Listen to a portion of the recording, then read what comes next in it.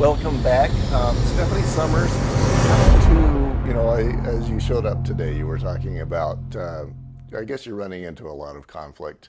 This time around, it's usually it's me, but Sometimes it is. but in this case, it's not the home inspector; it's the appraiser. You get conflict. It's kind of part of your business, right? Yep. So, how do you resolve it?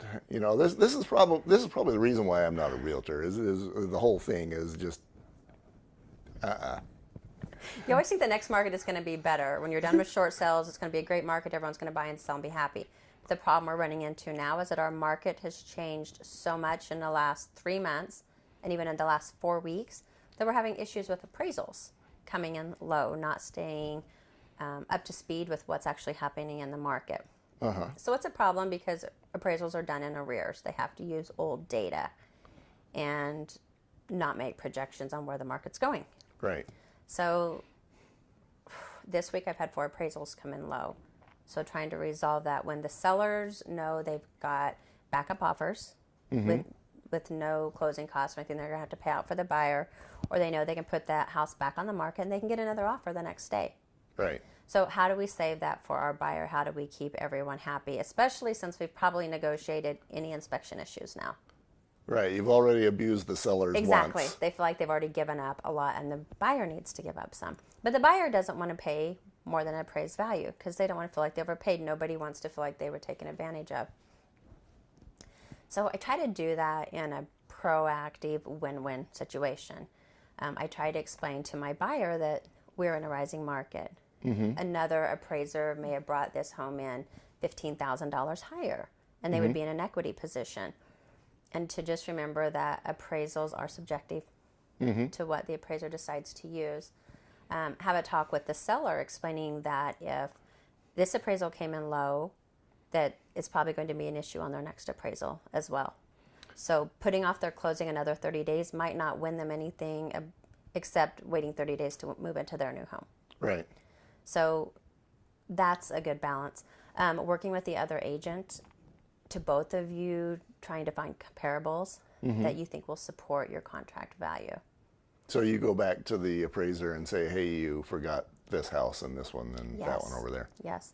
And they're really hesitant to make a change. I mean, nobody wants to be questioned in their job and what they've done. It kind of puts you on the defensive. I had one that just came back yesterday, but fortunately before turning the appraisal in, he reached out to the lender and said, "We have a problem with the value here. If the realtors know of any other comparables, send them over." So we did. At least that guy was open Yes. to. Yeah, to understanding what is going on in our market. I don't have all the answers. There might be a home close in 2 days that will support this value and give us what we need. Right. So just remembering that sometimes we have to give a little. Maybe I throw in a little bit of my commission. The lender pays, some of the closing costs. And the buyer willing to come up to see that value will be here in 2 months, and they'll be able to do a refi, do away with any mortgage insurance if they have to, get that in order to purchase the home. One of the things I see as the home inspector is, we're all used to making the $20 decisions. Yep.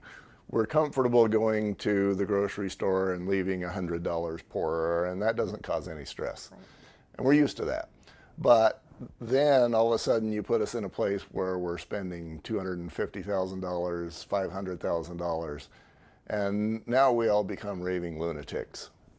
And you, the realtor, get the honor of dealing with these raving lunatics who are normally, regular people that are kind of sane.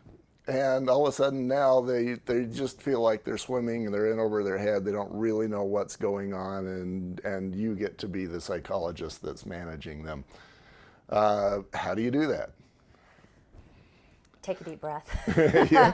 Really, you have to take a deep breath and not get caught up in the emotions of it. And that's hard because these clients turn into your friends and you want what's best for them. It's a little bit easier for us because we can step outside and see the logistics of it and know this appraisal is subjective. Yes, your home is probably worth more, or for the buyer, you're not overpaying. But it's hard because we do get emotionally attached to these people. I personally think every realtor should have to buy a home every 2 or 3 years to go through that loan process. Uh-huh. To remember how terrifying it is, how difficult it is, how exposed you feel. And then to go through all these issues ourselves, and have to negotiate these repairs on our part. And then when the appraisal comes in low, I just had an appraisal on my own personal property come in 40,000 low. Oh. How do you deal with that? This is one I was buying. Do I overpay a little bit because I know the value's there? Do I walk away from it and give up what I know is there and the potential in the future? So you have to weigh those things out, and I think step back and look at them logically. Like you said, we all waste money every day. Mm-hmm. Think nothing of driving through Starbucks, overpaying, for McDonald's food, which, we don't care for anyway. But when we're talking thousands of dollars, it is really hard to do. But I think we really have to step back and think of what we're gaining.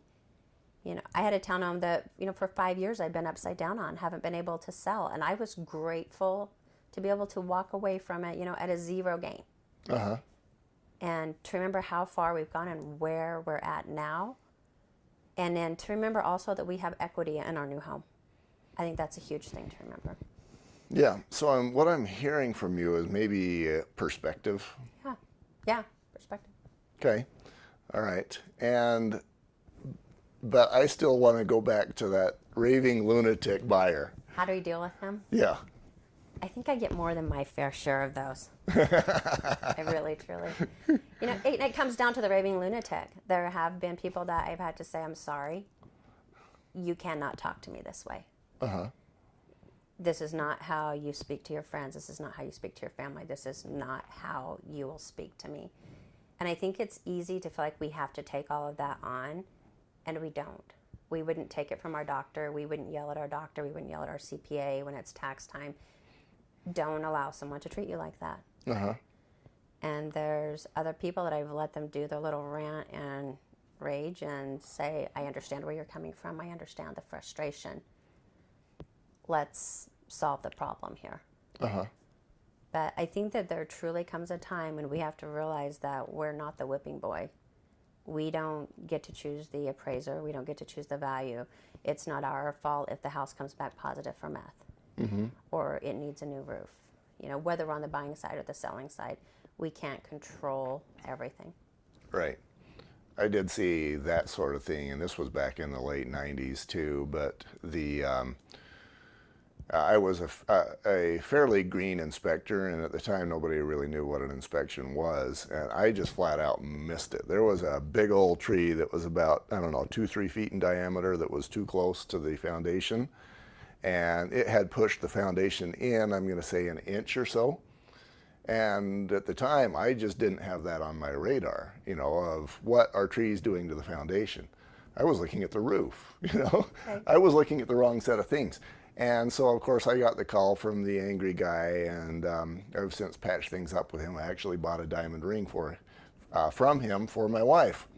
So he's good at this point. Yeah, he's happy with you. But I listened to him say things like, my realtor just wanted the commission, so she was willing to let this tree issue get past me, And if the home inspector, didn't see that tree in the foundation, she certainly didn't see it either. But you guys get blamed for everything, of course. Yes. And, one of the things I'm thinking, you said we're not the whipping boy, is... that's kind of like any relationship. You are the whipping boy if you allow it to happen. Exactly. We have to people aren't going to treat you any better than you teach them to treat you. Right. And if you allow that to happen, that's how you're going to be treated. There's days I think, oh, I should have explained to everyone, don't call me after 10 p.m. Uh-huh. But I didn't, so who's paying the price for that? Me. Right. But that's on me. Mm-hmm. So we have to set the standard on how we want to be treated, how we want to be spoken to. When we want people to call us, mm-hmm. I don't think we should be unreachable. Right. I don't think we should set ourselves up on a pedestal that we're, untouchable. Yeah.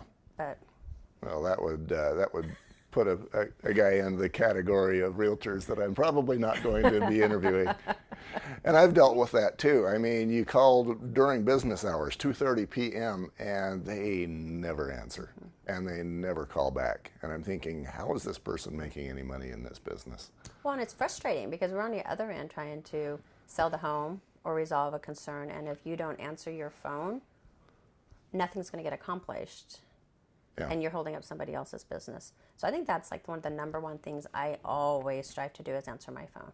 Mm-hmm. And if not, get back with a text saying, this is what I'm doing. I will get back to you as soon as possible.